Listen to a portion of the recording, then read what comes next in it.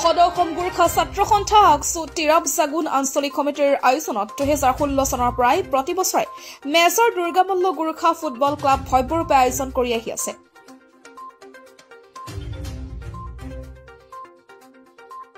এই বছৰৰ Gorkha football club প্ৰতিযোগিতাটো 9 জুন তাৰিখে নিৰ্ধাৰণ কৰা হৈছিল। যদিও কিছু কাৰণবশতঃ পোষ্টপন হৈ এতিয়া 16 নৱেম্বৰ 2025 তাৰিখৰ পৰা প্ৰতিযোগিতা আৰম্ভ হ'ব বুলি আয়োজক সমিতিয়ে জনায়।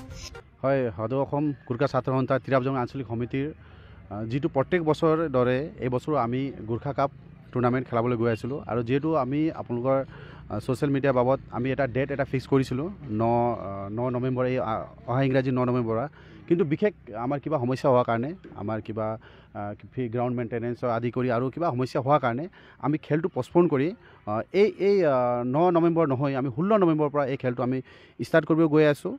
আৰু এটা মই জনাব বিচাৰোঁ, এটা আমাৰ কাৰণে সুখবৰ আছে, আমাৰ ভাল বাৰ্তা এটা আছে, যিহেতু আমাৰ অসমৰ খেল কুদৰ মন্ত্ৰী স্পৰ্টছ মিনিষ্টাৰ নন্দিতা গাল্লছো বাইদেউ আমাৰ এই মাজত আমাৰ এই খেলৰ ফাইনেল চূড়ান্ত খেলত আহিম বুলি আমাক কথা দিছে। আমাৰ স্থানীয় বিধায়কৰ লগত আমি যিহেতু বহিছিলোঁ, ডিছকাছ কৰিছিলোঁ আৰু আমি সুখী হৈছোঁ আৰু আমি আমাৰ ৰাইজ, আমাৰ তিৰাব জাগুন ৰাইজ লগতে আমি গোটেই খেলপ্ৰেমীক আমি অনুৰোধ কৰিছোঁ আপোনালোকে আহক, এই খেল উপভোগ কৰক। যিহেতু গোৰ্খা কাপে আমাৰ এই অঞ্চলৰ যিমান পাৰে এই অঞ্চলৰ পৰা আমি প্ৰতিভা, আমাৰ লুকাই থকা প্ৰতিভা আমি ওলাব চেষ্টা কৰোঁ আৰু এই প্ৰতিভা গৈ আমাৰ ষ্টেট লেভেল নেশ্যনেল লেভেললৈকে আমাৰ খেলিব পাৰে বুলি আমি এই গোৰ্খা কাপ কৰিছোঁ।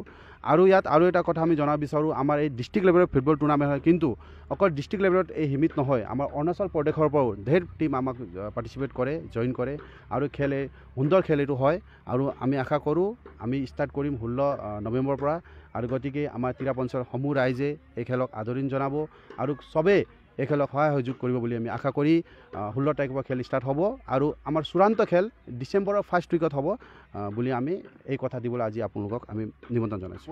হয়, প্ৰস্তুতি ধুমধামকৈ হৈ আছে। চব প্ৰত্যেক বছৰে আমাৰ এই গ্ৰাউণ্ডতে আমাৰ শ্বহীদ মেজৰ দুৰ্গা মল্ল নামাকৰণেৰে গোৰ্খা কাপ টুৰ্ণামেণ্ট হয়। প্ৰস্তুতি ধুমধামকৈ চলি আছে আৰু আপোনালোকে এই সপ্তাহ সময় লৈছোঁ। এই সপ্তাহ পিছত 16 নৱেম্বৰৰ পৰা আমাৰ এই খেল ষ্টাৰ্ট হ'ব। নিয়মটো চাওক, আমি এনেকৈ গোৰ্খা কমিউনিটি বুলি নহয়, এই গোৰ্খা কাপ গোৰ্খা আমি ছাত্ৰ সন্থাই কৰিছোঁ, কিন্তু ইয়াত চবেই ইয়াত খেলিব পাৰে, চব কমিউনিটি ইয়াত খেলিব পাৰে আৰু য'ৰ পৰা আহিও আমাৰ বাহিৰৰ পৰা আহিও প্লেয়াৰো ইয়াত খেলিব পাৰে।